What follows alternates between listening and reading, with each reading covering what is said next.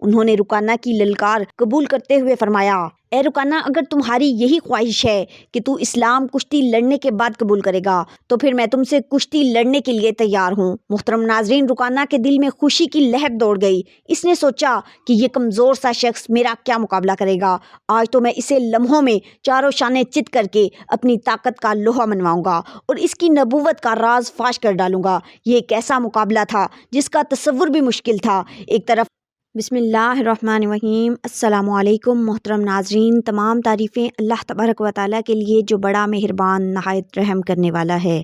کروڑہ درود آقائے دو جہان نبی مہربان محمد مصطفیٰ صلی اللہ علیہ وسلم پر، آپ کی آل و اولاد پر، آپ کے تمام اصحاب پر اللہ تعالیٰ مغفرت فرمائے، آپ کی، میری اور ساری امت کے مسلمانوں کی، آمین۔ محترم ناظرین، آج ہم آپ کو بتائیں گے کہ رکانہ پہلوان کا حضور اکرم صلی اللہ علیہ وسلم سے کیا رشتہ تھا۔ کشتی کے مقابلے سے پہلے نبی کریم صلی اللہ علیہ وسلم اور رکانہ کے درمیان کیا گفتگو ہوئی، تو رکانہ کی طاقت کا اصل راز کیا تھا، اور یہ بھی بتائیں گے کہ رکانہ پہلوان کے بیٹے نے آخر میں کشتی کیوں لڑی تھی۔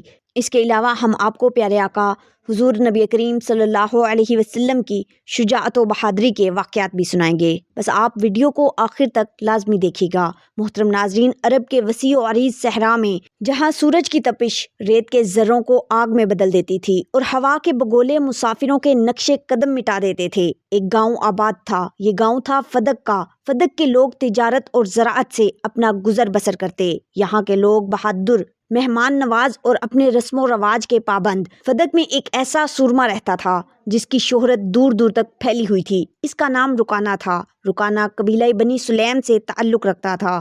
اس کا اصل نام رکانہ بن عبد یزید تھا، لیکن لوگ اسے صرف رکانہ پہلوان کے نام سے جانتے تھے اور اسی تعارف سے وہ مشہور ہوا تھا۔ محترم ناظرین، رکانہ کو اللہ تبارک و تعالیٰ نے غیر معمولی جسمانی طاقت سے نوازا تھا۔ وہ نہ صرف اپنے گاؤں بلکہ پورے عرب میں اپنی طاقت کے لیے مشہور تھا۔ اس کی طاقت کا یہ عالم تھا، جب وہ قدم رکھتا تو ریت کے میدان میں اس کے قدموں کے نشان گہرے گڑھوں کی صورت اختیار کر جاتے تھے۔ اس نے کبھی کسی سے ہار نہیں مانی تھی اور ہر مقابلے میں اپنے حریف کو چاروں شانے چت کر دیتا تھا۔ ایک دن رکانہ پہلوان کو پتا چلا کہ مکہ میں ایک نبی صلی اللہ علیہ وسلم تشریف لائے ہیں جو یہ دعویٰ کرتے ہیں کہ وہ اللہ تعالیٰ کے رسول ہیں۔ یہ خبر جنگل کی آگ کی طرح پورے عرب میں پھیل گئی تھی۔ لوگ مختلف انداز میں اس نبی کے بارے میں باتیں کرتے تھے۔ کچھ ان پر ایمان لے آئے تھے جبکہ کچھ انہیں جھوٹا اور جادوگر کہتے تھے۔ رکانہ پہلوان نے بھی یہ سن کر دل میں سوچا کہ اگر وہ واقعتاً اللہ کے رسول ہیں تو انہیں میری طاقت کا مقابلہ کرنا ہوگا۔ یہ سوچ کر اس کے دل میں ایک عجیب سی بے چینی پیدا ہوئی۔ وہ اپنے بیٹے کے ساتھ مکہ کی طرف روانہ ہو گیا۔ محترم ناظرین، رکانہ کا بیٹا جس کا نام یزید تھا اپنے باپ کی طرح بہادر اور طاقتور تھا۔ وہ بھی اپنے باپ کے نقش قدم پر چلتا اور کشتی کرتا تھا۔ وہ اپنے باپ کے ساتھ مکہ جانے کے لیے بےتاب ہوا اور وہ دیکھنا چاہتا تھا کہ یہ نبی صلی اللہ علیہ وسلم کون ہیں اور ان میں کتنی طاقت ہے۔ محترم ناظرین، مکہ کا سفر رکانہ اور اس کے بیٹے کے لیے کسی طویل آزمائش سے کم نہ تھا۔ سورج کی تمازت سے ریت کے ٹیلے انگاروں کی مانند دہک اٹھے تھے اور ہوا کے تیز جھونکے ان کے چہروں کو چھوتے تو لگتا کسی نے نمک کے ذرات اچھال دیے۔ پانی کی کمی نے ان کے حلق خشک کر دیے تھے، لیکن رکانہ کے قدم نہ رکے، نہ اس کے حوصلے پست ہوئے۔ اس کے دل میں ایک ایسی جستجو تھی، ایک ایسا ولولہ تھا جو اسے آگے بڑھنے پر مجبور کر رہا تھا۔ وہ اس نبی آخرالزماں صلی اللہ علیہ وسلم سے ملنے کے لیے بے چین و بےتاب اور بے قرار۔ وہ دیکھنا چاہتا تھا کہ واقعی کیا ان میں وہ قوت، وہ نور، وہ چاشنی اور وہ مٹھاس ہے جس کا چرچا پورے عرب میں پھیلا ہوا ہے۔ محترم ناظرین، آخر کئی دنوں کی تھکن اور پیاس کے بعد وہ مکہ کی سرزمین پر پہنچے۔ یہاں کی فضا میں ایک ایسی روحانیت، ایک ایسا سکون تھا جو انہیں اپنے اندر کھینچ رہا تھا۔ لوگوں کے چہروں پر ایک ایسا نور تھا جو رکانہ پہلوان نے پہلے کبھی نہیں دیکھا تھا۔ گویا یہاں کی ہر چیز اللہ کی رحمت سے معمور تھی۔ اس نے اپنے بیٹے کی طرف دیکھا اور کہا، یزید، مجھے لگتا ہے کہ یہاں ضرور کچھ خاص بات ہے۔ دونوں باپ بیٹا نبی آخرالزماں صلی اللہ علیہ وسلم کی تلاش میں نکل پڑے۔ کچھ لوگوں سے پوچھنے کے بعد انہیں بتایا گیا کہ وہ مسجد میں ہیں۔ ان کے قدم مسجد کی طرف بڑھنے لگے۔ دل میں ایک عجیب سی بے چینی اور تجسس کے ساتھ مسجد میں داخل ہوئے تو وہاں ایک سادہ سے حلیے میں ایک بزرگ بیٹھے تھے۔ ان کے چہرے پر ایک ایسی مسکراہٹ تھی جو دل کو چھو لینے والی تھی، گویا وہ ہر آنے والے کا خیر مقدم کر رہی ہو۔ رکانہ پہلوان نے فوراً پہچان لیا کہ یہ وہی ہستی ہیں جن کی تلاش میں وہ اتنی دور سے مکہ آیا تھا۔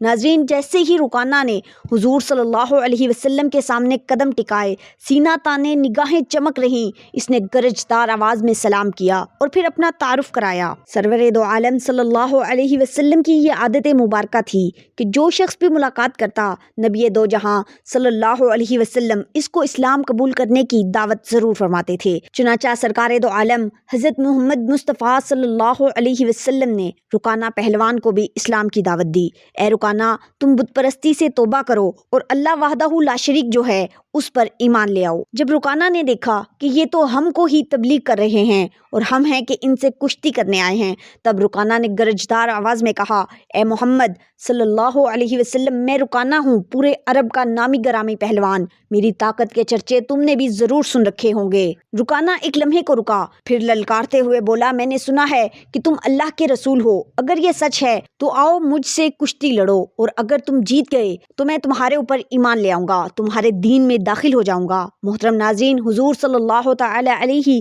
وآلہ وصحبہ وسلم کے چہرے پر ایک پر نور مسکراہٹ پھیل گئی۔ انہوں نے رکانہ کی للکار قبول کرتے ہوئے فرمایا، اے رکانہ، اگر تمہاری یہی خواہش ہے کہ تو اسلام کشتی لڑنے کے بعد قبول کرے گا تو پھر میں تم سے کشتی لڑنے کے لیے تیار ہوں۔ محترم ناظرین، رکانہ کے دل میں خوشی کی لہر دوڑ گئی۔ اس نے سوچا کہ یہ کمزور سا شخص میرا کیا مقابلہ کرے گا، آج تو میں اسے لمحوں میں چاروں شانے چت کر کے اپنی طاقت کا لوہا منواؤں گا اور اس کی نبوت کا راز فاش کر ڈالوں گا۔ یہ ایک ایسا مقابلہ تھا جس کا تصور بھی مشکل تھا۔ ایک طرف حضور اکرم صلی اللہ علیہ وسلم، جن کا معمول انتہائی تھا اور جنہوں نے کئی دن فاقے بھی کاٹے تھے، کھجور کا ایک دانہ منہ میں ڈال کر پانی پی لیتے اور شب و روز گزارا کر لیا کرتے تھے۔ دوسری طرف رکانہ، جو کہ ہر روز معلوم نہیں کتنا گوشت اور وافر مقدار میں دودھ کا استعمال کیا کرتا تھا۔ رکانہ پہلوان کی جسمانی طاقت کے بارے میں کہا جاتا تھا کہ وہ اکیلا 200 آدمیوں کا مقابلہ کر کے انہیں پچھاڑ سکتا تھا، لیکن اللہ کے حبیب صلی اللہ علیہ وسلم کی ذات بابرکات پر اللہ تبارک و تعالیٰ کا خاص فضل و کرم تھا۔ محترم ناظرین، جب مقابلہ شروع ہوا تو دیکھنے والوں کی آنکھیں حیرت سے پھٹی کی پھٹی رہ گئیں۔ رکانہ پہلوان کے غرور کے سارے دعوے دھوئیں کی طرح اڑ گئے۔ حضور سرور عالم صلی اللہ علیہ وسلم نے اسے ایسے زور سے پٹخا کہ وہ زمین پر جا گرا، جیسے کوئی تنومند درخت طوفان کی زد میں آ کر زمین بوس ہو جائے۔ یہ دیکھ کر رکانہ دنگ رہ گیا۔ اسے یقین نہیں آ رہا تھا کہ ایک ایسا شخص جس کا ظاہری حلیہ کمزور لگتا ہے، اتنی بے پناہ طاقت کا مالک کیسے ہو سکتا ہے۔ رکانہ کو اپنی آنکھوں پر یقین نہیں تھا۔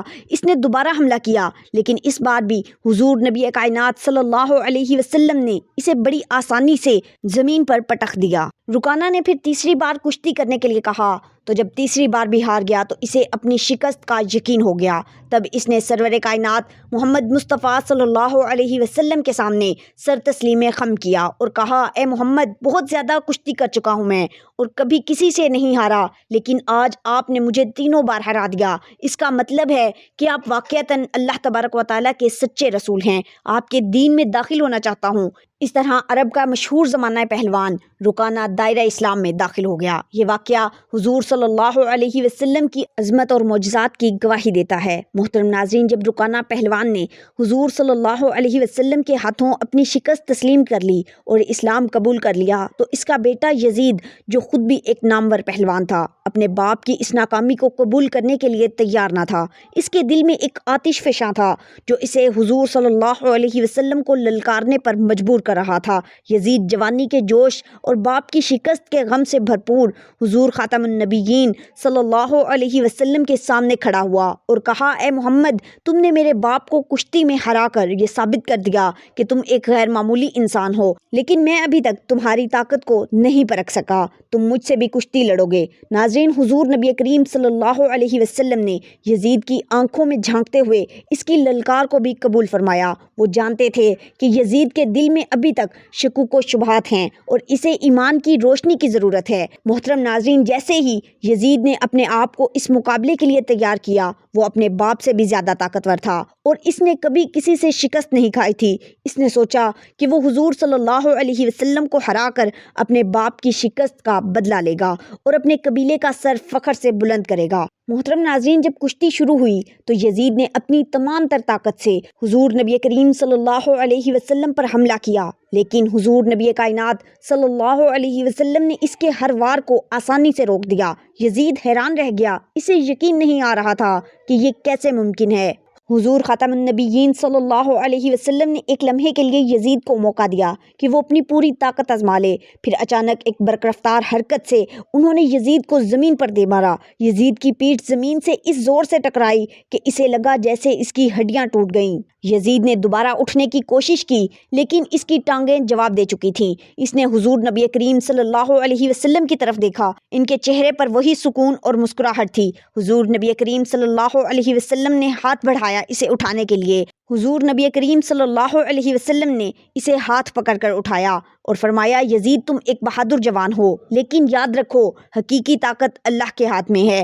آج تم نے اپنی آنکھوں سے دیکھ لیا کہ اللہ تعالیٰ اپنے نبی کو کس طرح طاقت عطا فرماتا ہے۔ کیا اب بھی تمہارے دل میں کوئی شک باقی ہے؟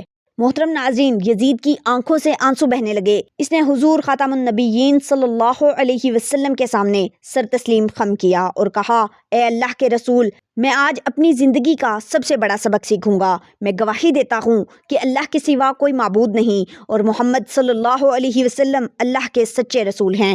محترم ناظرین، رکانہ اور اس کے بیٹے کا مسلمان ہونا پورے عرب میں مشہور ہو گیا۔ لوگوں نے یہ سن کر کہا کہ اگر رکانہ جیسا سورما مسلمان ہو سکتا ہے تو پھر کوئی بھی مسلمان ہو سکتا ہے۔ اس واقعے نے بہت سے لوگوں کے دلوں میں اسلام کی محبت پیدا کر دی۔ محترم ناظرین، رکانہ نے اپنی باقی زندگی اسلام کی خدمت میں گزاری اور ایک بہادر اور وفادار صحابی بنے تھے۔ انہوں نے کئی جنگوں میں حصہ لیا اور اسلام کے دشمنوں کے خلاف بہادری سے لڑتے رہے۔ ان کی شجاعت اور قربانیوں کو آج بھی یاد کیا جاتا ہے۔ محترم ناظرین، اب آپ کو بتاتے ہیں کہ نبی کریم صلی اللہ علیہ وسلم اور رکانہ کا آپس میں کیا رشتہ تھا۔ محترم ناظرین، زمانے کی گرد آلود وادیوں میں ایک ایسا رشتہ پروان چڑھا جو خون کے تعلق سے کہیں زیادہ گہرا رشتہ تھا۔ رکانہ پہلوان اور رحمت للعالمین نبی صلی اللہ علیہ وسلم کے درمیان ایک ایسا رشتہ جو تاریخ کے اوراق میں چھپا ہوا تھا، لیکن جب ایک دن رکانہ نے ایمان کی روشنی میں اپنے وجود کو غرق کیا تو یہ رشتہ کھل کر سامنے آیا،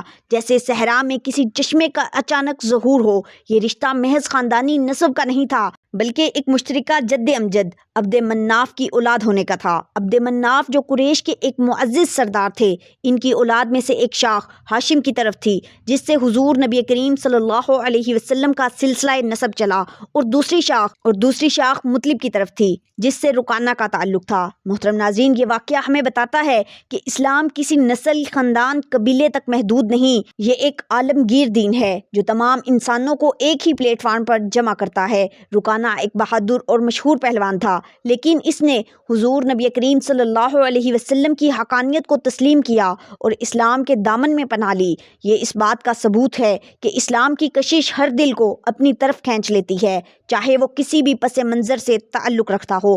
محترم ناظرین، رسول کریم صلی اللہ علیہ وآلہ وصحبہ وسلم کی رحم دلی، نرم دلی اور شفقت کے بے پناہ واقعات آپ نے سنے ہوں گے، لیکن یہ بھی جان لیجئے کہ اللہ کے محبوب نبی رحمت صلی اللہ علیہ وسلم کی شجاعت اور بہادری کا چرچا بھی عام تھا۔ محترم ناظرین، ابن اسحاق کا بیان ہے کہ ایک دفعہ عراش کا ایک شخص کچھ اونٹ لے کر مکہ آیا۔ ابو جہل نے اس کے اونٹ خرید لیے اور جب اس نے قیمت طلب کی تو ٹال مٹول کرنے لگا۔ عراشی نے تنگ آ کر ایک روز حرم کعبہ میں قریش کے سرداروں کو جا پکڑا اور مجمع عام میں فریاد شروع کر دی۔ دوسری طرف حرم کے ایک گوشے میں نبی کریم صلی اللہ علیہ وسلم تشریف فرما تھے۔ سرداران قریش نے اس شخص سے کہا، ہم کچھ نہیں کر سکتے، دیکھو وہ صاحب جو اس کونے میں بیٹھے ہیں، ان سے جا کر کہو، وہ تم کو تمہارا روپیہ دلوا دیں گے۔ عراشی حضور صلی اللہ علیہ وسلم کی طرف چلا گیا اور قریش کے سرداروں نے آپس میں کہا، آج لطف آئے گا۔ عراشی نے جا کر حضور صلی اللہ علیہ وسلم سے اپنی شکایت بیان کی۔ آپ صلی اللہ علیہ وسلم اسی وقت اٹھ کھڑے ہوئے اور اسے ساتھ لے کر ابو جہل کے مکان کی طرف روانہ ہو گئے۔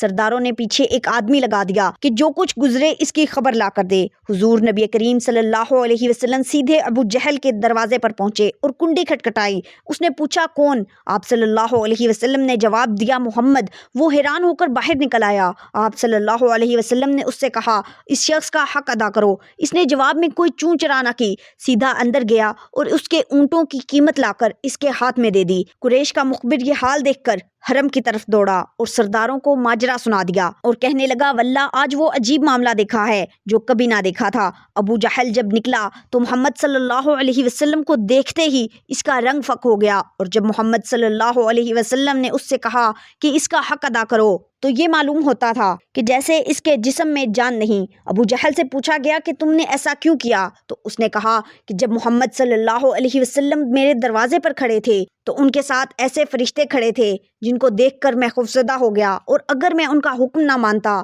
تو وہ مجھے وہیں پر ختم کر دیتے۔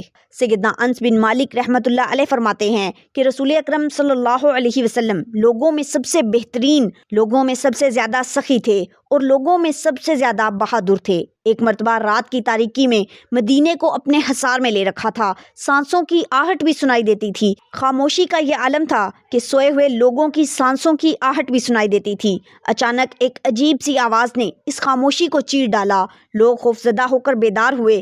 ایک ہی خیال ذہنوں میں گردش کر رہا تھا، کہیں مدینے پر دشمن کا حملہ نہ ہو جائے، کہیں یہ شب خون تو نہیں۔ ہر طرف افراتفری کا عالم تھا، لوگ گھروں سے باہر نکل آئے۔ اندھیرا تھا مگر ہر شخص کے چہرے پر خوف کے آثار نمایاں تھے۔ کچھ لوگ مدینے کی سرحدوں کی طرف دوڑ پڑے تاکہ دشمن کا سراغ مل سکے۔ اسی اثنا میں لوگوں نے ایک ایسا منظر دیکھا جس نے انہیں حیرت زدہ کر دیا۔ اللہ کے رسول خاتم النبیین حضرت محمد مصطفیٰ صلی اللہ علیہ وسلم اور سیدنا ابو طلحہ گھوڑے پر سوار تیزی سے ان کی طرف آ رہے تھے۔ لوگوں کو دیکھ کر آپ صلی اللہ علیہ وسلم نے اپنی پرسکون اور میٹھی آواز میں فرمایا تم سب گھروں کو واپس لوٹ جاؤ، ڈرنے کی ضرورت نہیں۔ محمد صلی اللہ علیہ وسلم اکیلے ہی مدینے کی حفاظت کے لیے کافی ہیں۔ نبی کریم صلی اللہ علیہ وسلم نے فرمایا کہ دشمن بھاگ گیا ہے، میں دور دور تک دیکھ آیا ہوں۔ آپ صلی اللہ علیہ وسلم کی آواز میں ایک ایسی مٹھاس تھی کہ لوگوں کے دلوں سے خوف جاتا رہا اور وہ اطمینان سے اپنے گھروں کو لوٹ گئے۔ محترم ناظرین، یہ واقعہ صرف ایک حملے کی ناکام کوشش نہیں تھا،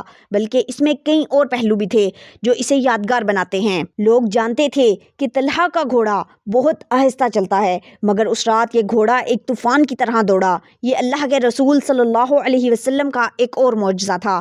آپ صلی اللہ علیہ وسلم نے اس گھوڑے کو باہر کا لقب دیا، یعنی سمندر جو اس کی تیز رفتاری کی عکاسی کرتا ہے۔ یہ واقعہ مدینے کے لوگوں کے لیے ایک پیغام بھی تھا کہ جب تک اللہ کے رسول صلی اللہ علیہ وسلم ان کے ساتھ ہیں، انہیں کسی دشمن سے ڈرنے کی ہرگز ضرورت نہیں ہے۔ یہ واقعہ آج بھی ہمارے دلوں میں ایمان کی شمع روشن کرتا ہے اور ہمیں اللہ کے رسول صلی اللہ علیہ وسلم کی عظمت کا احساس دلاتا ہے۔ محترم ناظرین، یوں تو مکہ مکرمہ میں اللہ تعالیٰ کے رسول محمد مصطفیٰ صلی اللہ علیہ وسلم کے بہت سے دشمن تھے، مگر مکہ کی تپتی ریت پر ایک شخص کھڑا تھا، یہ تھا ابی بن خلف۔ رسول اللہ صلی اللہ علیہ وسلم کے ساتھ اس کی دشمنی کی داستان زبان زد عام تھی۔ کبھی اس نے آپ صلی اللہ علیہ وسلم پر اونٹ کی اوجڑیاں ڈالیں تو کبھی غزوہ احد میں آپ صلی اللہ علیہ وسلم کے چہرہ مبارک پر پتھر مارا، جس سے آپ صلی اللہ علیہ وسلم کے دندان مبارک شہید ہوئے۔ آپ صلی اللہ علیہ وسلم کا مبارک خون اس کے سینے پر لگا۔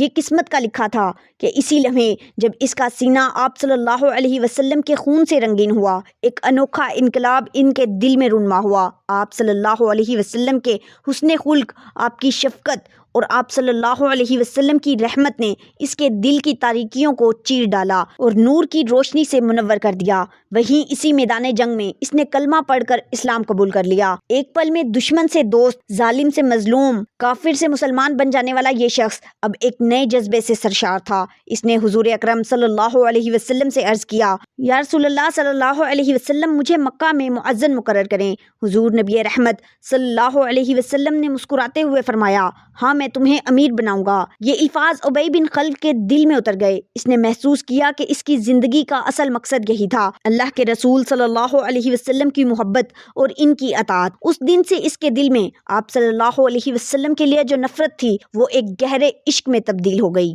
وہ ایک سچا عاشق رسول بن گیا جو ہر وقت آپ صلی اللہ علیہ وسلم کی خوشنودی کا طالب رہتا تھا۔